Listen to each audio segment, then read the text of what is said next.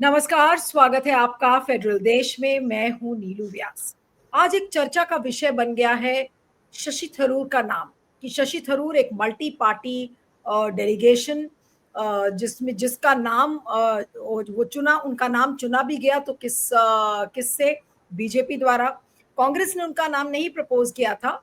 कांग्रेस ने जिनका नाम प्रपोज किया था इस मल्टी पार्टी डेलीगेशन के लिए, जो कि अलग अलग देशों में जाएगा और विश्व के कई हिस्सों में जाकर बताएगा कि किस तरीके से ऑपरेशन सिंदूर हुआ और किस तरह से पाकिस्तान ने में भारत में आतंकवादी हमला किया था, उसकी असलियत बताने के लिए मल्टी पार्टी डेलीगेशन को जाना था। लेकिन नामों को लेकर अब बड़ी राजनीति हो रही है, क्योंकि बीजेपी ने डायरेक्ट नाम लिया शशि थरूर का।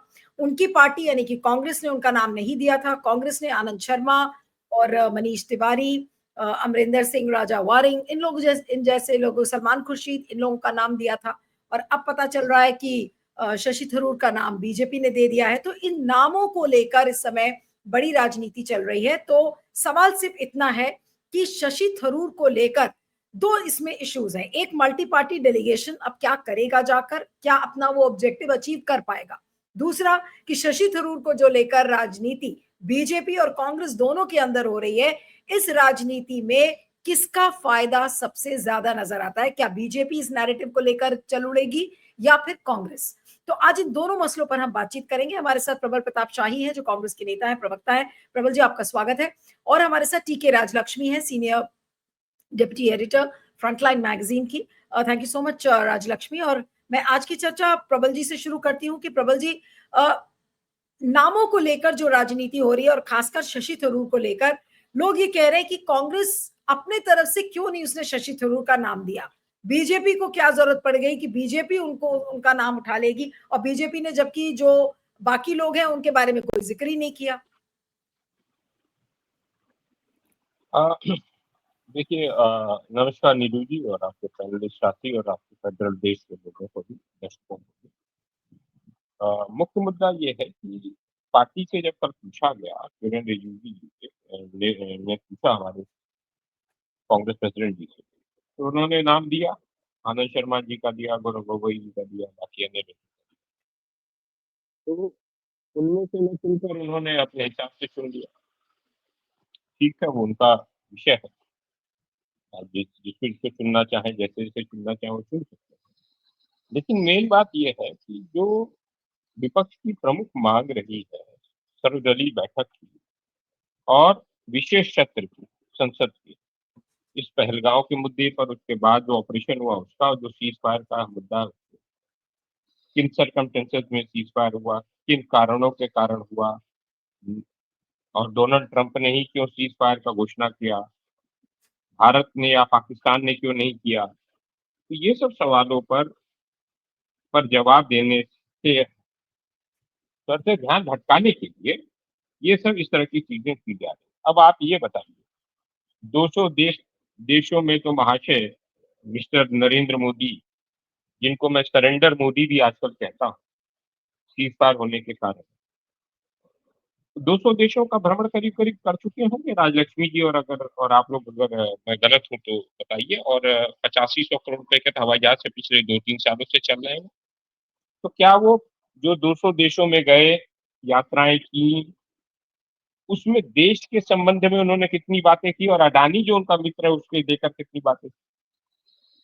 जब भी किसी देश का प्रधानमंत्री अपने साथ एक व्यापारी को लेकर जाता है और कहता है कि इसको बिजनेस दो, तो वहां का प्रधानमंत्री हो या राष्ट्रपति हो या कोई अन्य हो, वो समझ जाता है कि ये आदमी जो है अपने देश के प्रति लॉयल नहीं है, ये तो आदमी जो है एक व्यापारी के प्रति लॉयल है। तो इस युद्ध की स्थिति में हमारे साथ कोई देश नहीं खड़ा रहा। इंटरनेशनल मॉनिटरी फंड से पाकिस्तान ने पहलगांव के बाद भी लश्कर ए तोयबा के आउटफिट, टीआरएफ ने जिम्मेदारी ली पहलगांव के मुद्दे पर। और सबको पता है कि लश्कर ए तोयबा का हद हाफिज शहीद है और जमात उद दावा चलाता है और पाकिस्तान के अंदर है और मुदिरके में रहता है और वहां पर ही उसका हेड ऑफिस है। ये सब पता है। उसके बावजूद इंटरनेशनल मॉनिटरी फंड उसको अरबों डॉलर दे देता है। नरेंद्र मोदी और उनके जो विदेश मंत्री वो कुछ नहीं कर पाते। उसके बाद जो है, जब युद्ध की स्थिति जैसी होती है उसमें तुर्की है, चाइना है, इंडोनेशिया, अज़रबैजान है, बाकी अरब गल्फ कंट्री जैसा पाकिस्तान के साथ खड़े हैं। हमारे साथ कोई इकलौता है कोई राष्ट्र ऐसा हो जो हमारे साथ खड़ा हो। टीआरएफ को आतंकी संगठन घोषित करवाना था, वो भी नहीं करवा पाए यूनाइटेड नेशन सिक्योरिटी काउंसिल में। वहां पर फ्रांस जिसने हमें राफेल दिया था, वह ब्रिटेन जिसको नरेंद्र मोदी कहते हैं, वहां पर जाकर नरेंद्र मोदी भी अमेरिका में तो सरकारी बनवा रहे थे ट्रम्प की, वह रशिया हमारा अलायंस पार्टनर हुआ करता, स्ट्रेटेजिक पार्टनर था, हमारा हमारा मित्र था, उसने भी हमारा साथ। तो नरेंद्र मोदी, चाइना की तो बात ही छोड़ दीजिए। तो विदेश नीति में, रक्षा नीति में नरेंद्र मोदी ने कोई ऐसी चीज ही नहीं की जिससे पता चले कि पाकिस्तान और चाइना एक हो गए, उन्होंने स्ट्रेटजी अलायंस बना के हमारे खिलाफ लड़ाई लड़ी। अब जो आप बात कह रहे हैं, ये चर्चा क्या है कि ये जो विजय शाह ने आरोप लगा दिया, जो बदतमीजी की, जो अभद्र भाषा का प्रयोग किया, जो आतंकियों की बहन कहा कर्नल सोफिया को, उसको अपमान, उनको अपमानित, भारतीय सेना को अपमानित किया, मुद्दा उठने लगा कि बर्खास्त करो। फिर उसके बाद जो कल देवड़ा है, कोई उप मुख्यमंत्री, उसने कहा कि भारतीय सेना नरेंद्र मोदी के चरणों में है।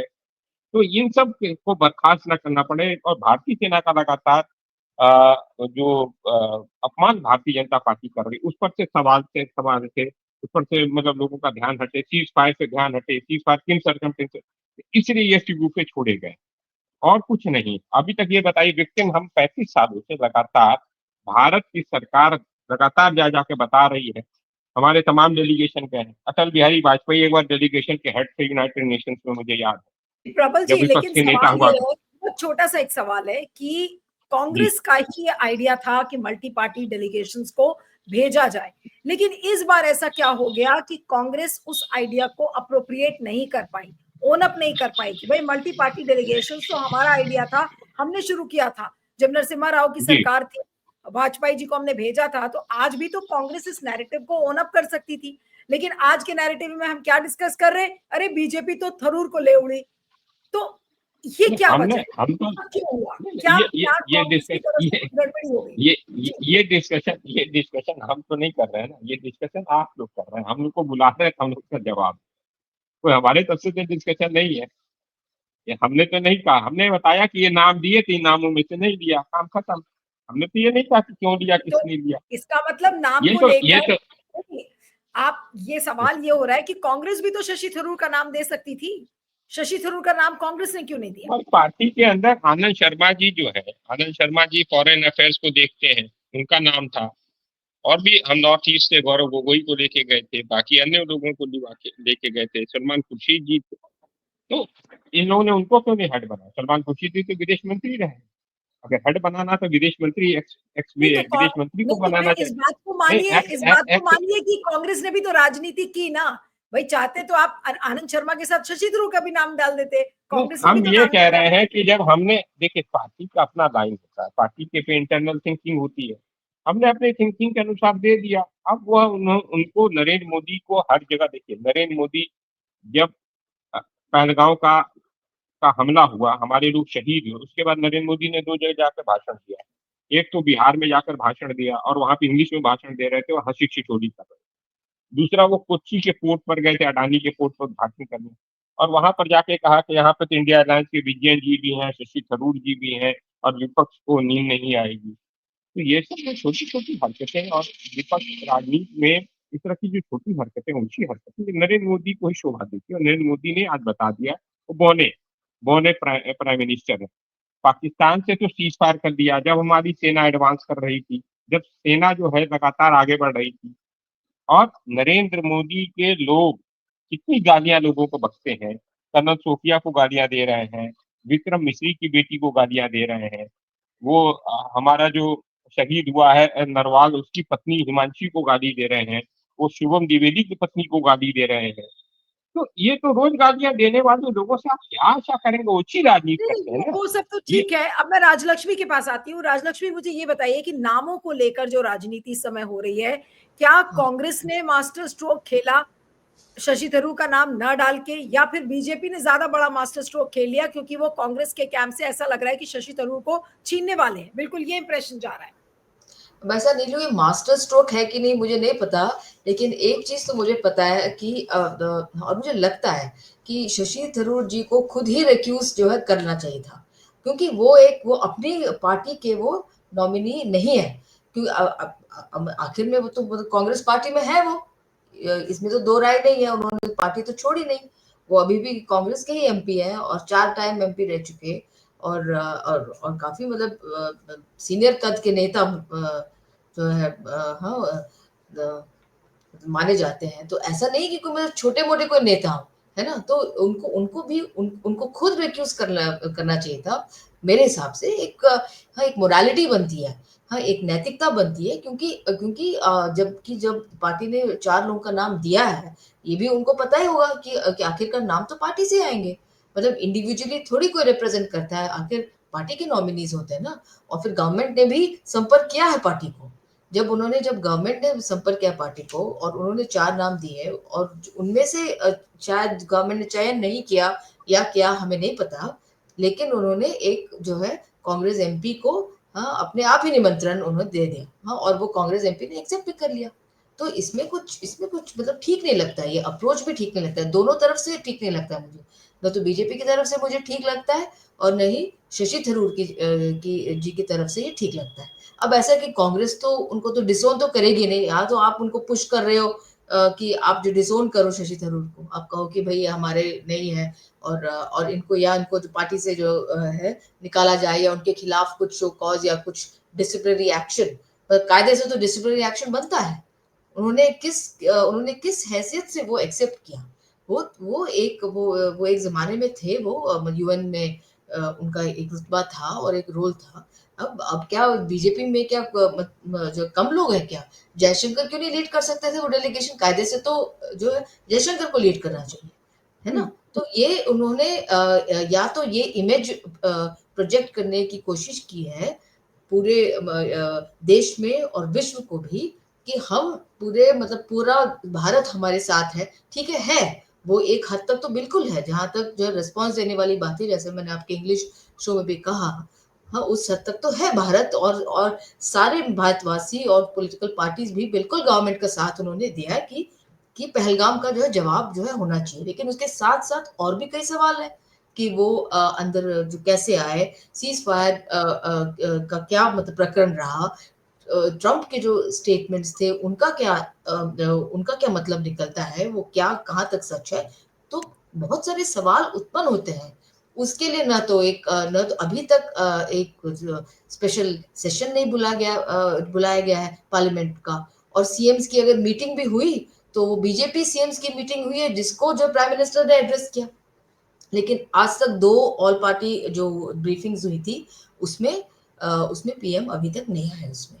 तो ये सब जो है सवाल हैं, तो फिर अब एक मल्टी पार्टी अ, डेलीगेशन बनाना लेकिन और राजलक्ष्मी एक सवाल और भी है कि ये मल्टी पार्टी डेलीगेशन के लेकर जाने के पहले क्या हाँ, कांग्रेस और बाकी जो पार्टीज हैं उनको क्या इस चीज के लिए इंसिस्ट नहीं करना चाहिए था कि भाई आप एक विशेष सत्र पहले बुलाइए, आप चीजों को क्लैरिफाई करिए कि पिछले 15 से 20 दिन में क्या क्या हुआ है और उसके बाद फिर हम जाएंगे ग्लोबल आउटरीच के लिए। ये ऑपोजिशन को दो तरीके से क्यों नहीं कह पा रहा है हाँ, राजलक्ष्मी? जहाँ तक मुझे पता है एक पार्टी का तो मुझे पता है सीपीएम का मैंने अभी स्टेटमेंट देखा, उसमें उन्होंने लिखा है कि हमें उनको भी अप्रोच किया गया और उनको कहा गया कि आप अपने डेलीगेट को भेजिए।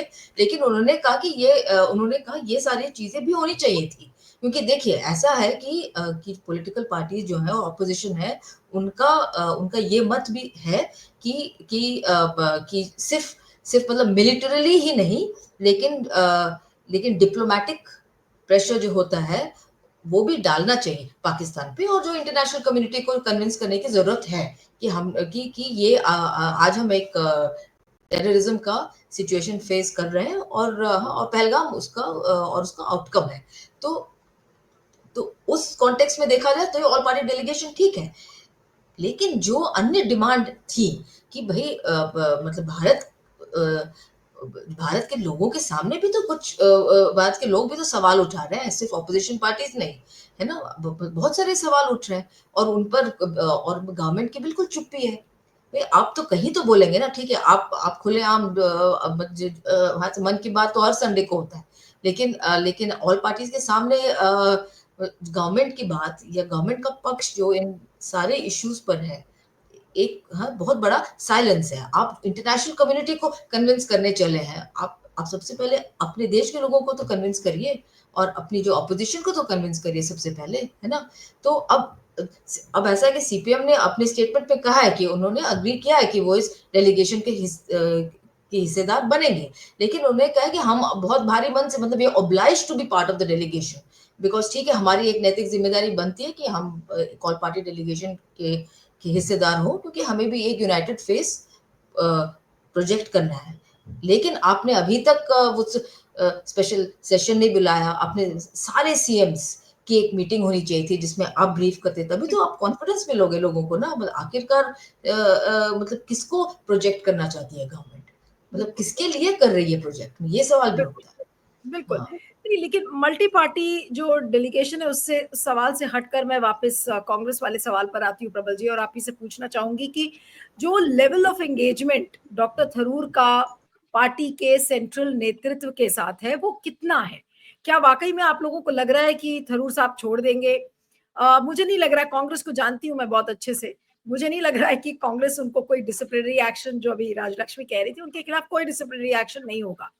लेकिन क्या पानी बहुत ज्यादा अगर हद से ऊपर चला जाता है, जैसा कि सीडब्ल्यूसी मीटिंग में भी कहा गया कि उन्होंने एक लक्ष्मण रेखा क्रॉस की, नेताओं ने कहा, और उसके ठीक अगले दिन मोदी जी ने उनका नाम चुन लिया, तो ऐसे में आपको क्या लग रहा है कि आप कांग्रेस रोकेगी नहीं? अगर शशि थरूर जाना चाहेंगे तो आप जाइए, आपके लिए दरवाजे खुले हैं, क्या ये एटीट्यूड होगा कांग्रेस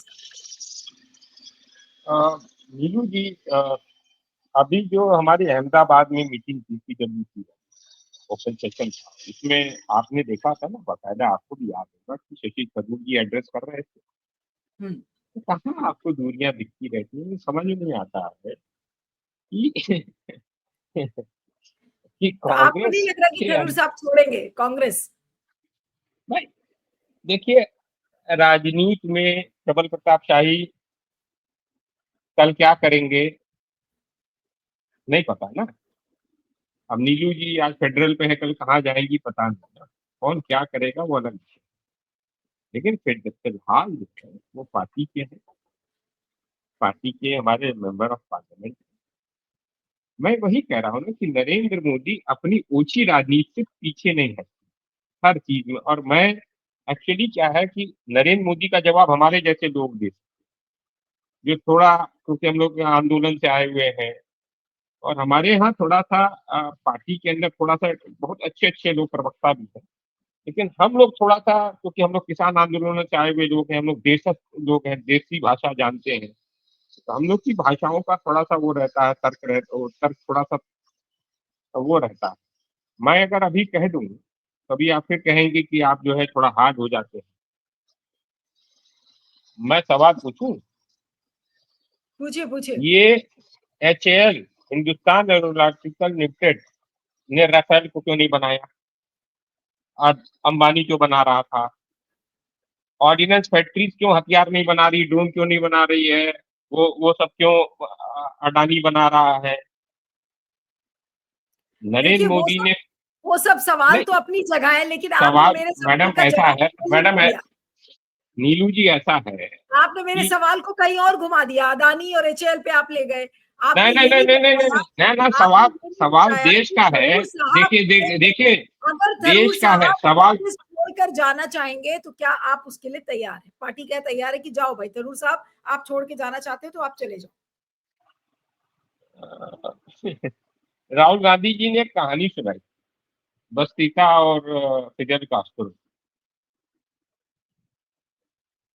इस समय लड़ाई एक ऐसे विचारधारा के खिलाफ है जो देश के खिलाफ काम कर रहे हैं, जिसे देश की रक्षा करनी होगी, जिसे आइडिया ऑफ इंडिया में बिलीव होगा।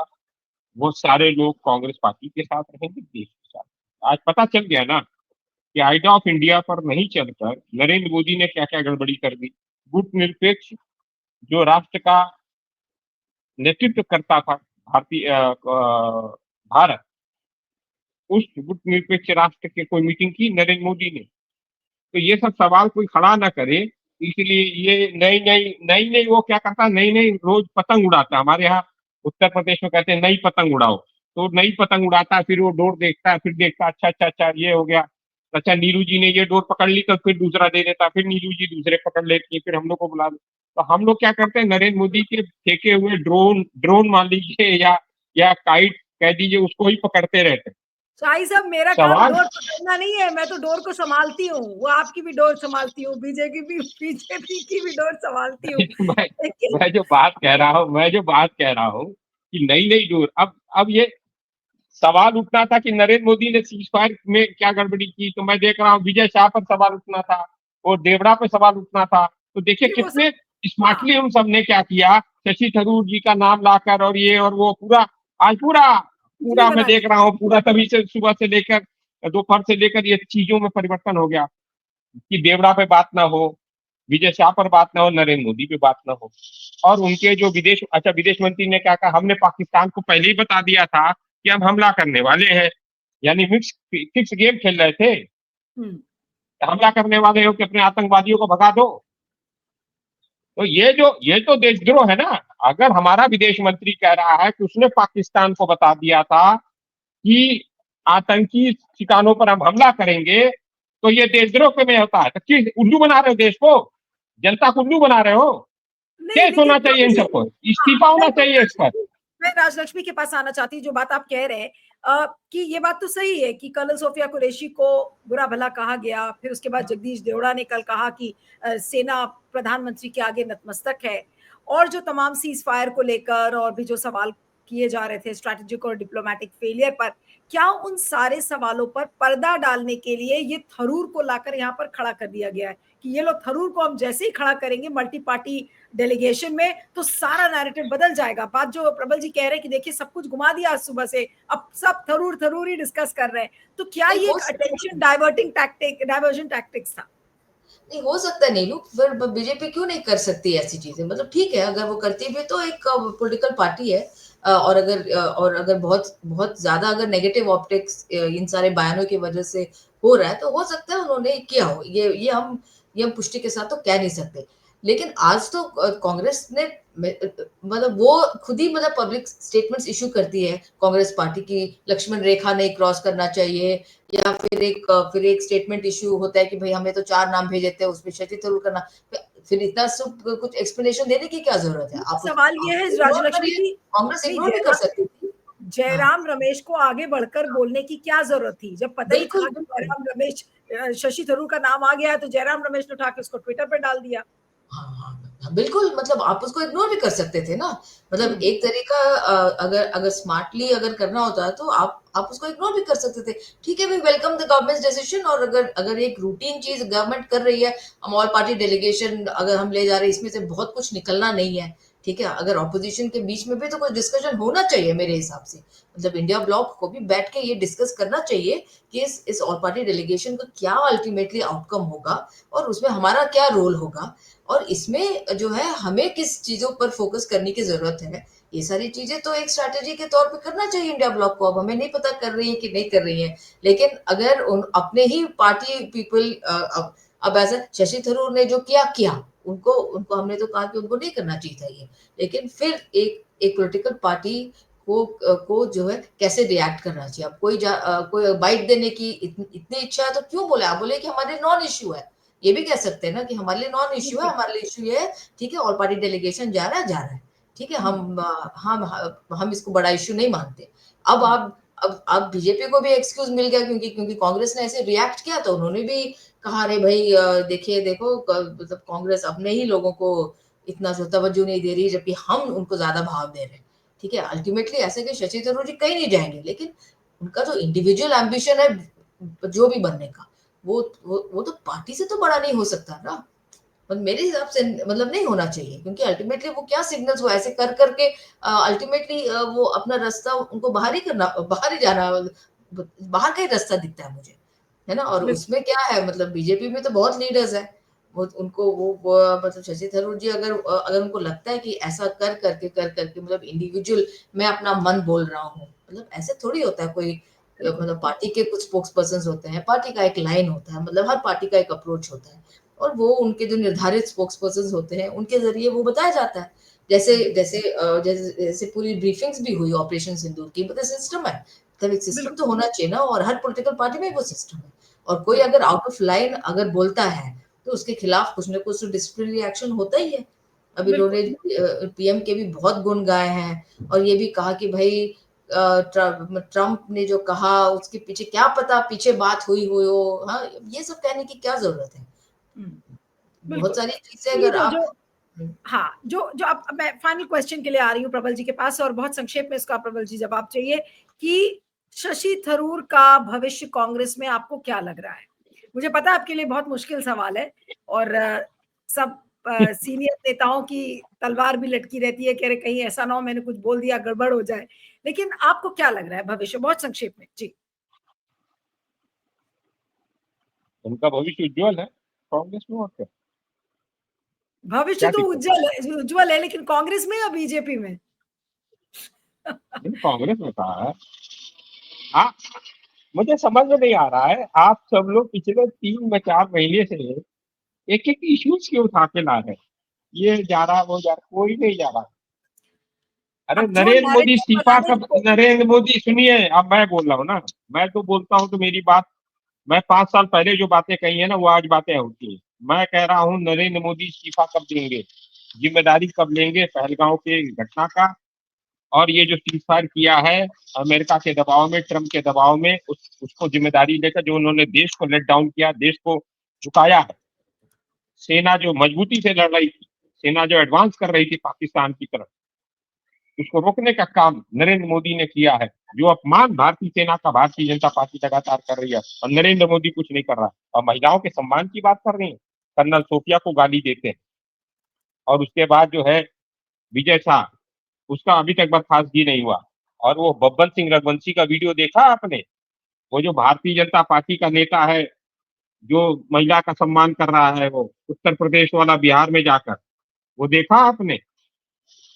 तो ये वीडियो आप समझिए ना कि सीज फायर पर सवाल ना उठे, इसलिए बब्बन सिंह रघुवंशी का 25 दिन पुराना वीडियो आ गया, विजय शाह से बुलवाया जा रहा है। ये सब नरेंद्र मोदी करवा रहा है। और मैं आपको बता दे रहा हूँ, ये सब के पीछे नरेंद्र मोदी है। मैं इसको बहुत अच्छे तरीके से जानता हूँ, और किसान आंदोलन से मैं जानता हूँ। संयुक्त किसान मोर्चा में हम लोग बैठ के यही डिस्कशन करते थे, 6-6 घंटे हम लोग घास नहीं छींटते थे। हम लोग नरेंद्र मोदी क्या वहां पर कुंडली बनाते थे कि नरेंद्र मोदी अब क्या बदमाशी कर सकता है, तब क्या बदमाश, उसका जवाब हम लोग देते थे। 8-8 घंटे 9-9 घंटे डिस्कशन करते थे। ठीक है, किसान थे लेकिन हम भी लोग समझते थे। तो नरेंद्र मोदी, ये तुम सबको भरमा सकते हो, प्रबल प्रताप शाही को नहीं भरमा पाओ। मैं तुम्हारी एकदम चीज समझता हूँ, तुम्हें इस्तीफा देना पड़ेगा। तुम जिम्मेदार हो इस देश के अंदर जो चलिए तो अब गड़बड़ी आप हुई है। डिमांड करिए, आप डिमांड करिए इस्तीफा। हम लोग भी देखेंगे कि मोदी जी इस बात पे इस्तीफा देते हैं नहीं देते। इस्तीफा तो उनका बहुत बार मांगा गया है, लेकिन उन्होंने इस्तीफा दिया नहीं है। लेकिन हाँ, नहीं, अब इस इस्तीफा कहाँ मांगा जा रहा है? इस्तीफा नहीं मांगा जा रहा है अभी तक, यही तो तो क्यों दिक्कत नहीं है। मांग रहे हैं? आप लोग मांगिए, आपको अब किसने मांगा रोका? जाएगा, अभी तक नहीं मांग रहे थे लोग। तो आप अपने पार्टी को लोग डर एडवाइस रहे थे। करिए कि भाई अरे मांगिए इसको सड़क अभी पर तक जाकर। मांगा नहीं जा रहा, मांग रहे हैं ना लोग, अब आना शुरू हो गया है। अब देश देखिए की जनता भी प्रोग्राम, समझ गई है। पैनल नहीं डिस्कशन में सुनिए, विश्व, पैनल डिस्कशन में मोदी जी का इस्तीफा मांगना और सड़क पर जाकर आंदोलन खड़ा करके मांगना, नहीं उसमें बहुत सुनिए फर्क मैडम, मैडम सुन लीजिए, विश्व गुरु क्यों नहीं जा रहे हैं? देश भर में जो 8500 करोड़ रुपए का हवाई जहाज से रोज उड़ते थे, वो क्यों नहीं जा रहे डेलीगेशन हेड करते हुए? रोज तो पहले ट्रम्प मेरा दोस्त है, ये बाइडेन सरकार, तो फलाना सरकार, और उसके पहले खरगोश सरकार, मुर्गा सरकार, सब तो बनवा रहे थे। जेलेंस्की के पास भी जाते थे, गाजा भी जाते थे, पापा पापा ने वॉर रुकवा दी। पापा अपने यहाँ क्यों नहीं वॉर रुकवा पाए? है। पापा अपने क्यों नहीं पहलगांव का हमला रुकवा पाए? चलिए तो दो सवाल है। अब ये मल्टी पार्टी जो डेलीगेशन जाएगा वो क्या करता है, पहला तो सवाल ये है। दूसरा सवाल थरूर से जुड़ा हुआ है, क्योंकि थरूर भी उसका एक अहम अंग बन चुके हैं। तो थरूर का भविष्य अब कांग्रेस में दिखेगा या फिर बीजेपी में दिखेगा, ये तो पता नहीं है। अब इसके सवाल शायद कुछ दिन में मिलेंगे, जब मल्टी पार्टी डेलीगेशन आएगा और फिर थरूर क्या करते हैं, कांग्रेस से कोई बातचीत होती है, उस पर निर्भर करता है। आप दोनों का बहुत बहुत शुक्रिया, TK Rajalakshmi, Prabal Pratap ji, thank you so much for joining.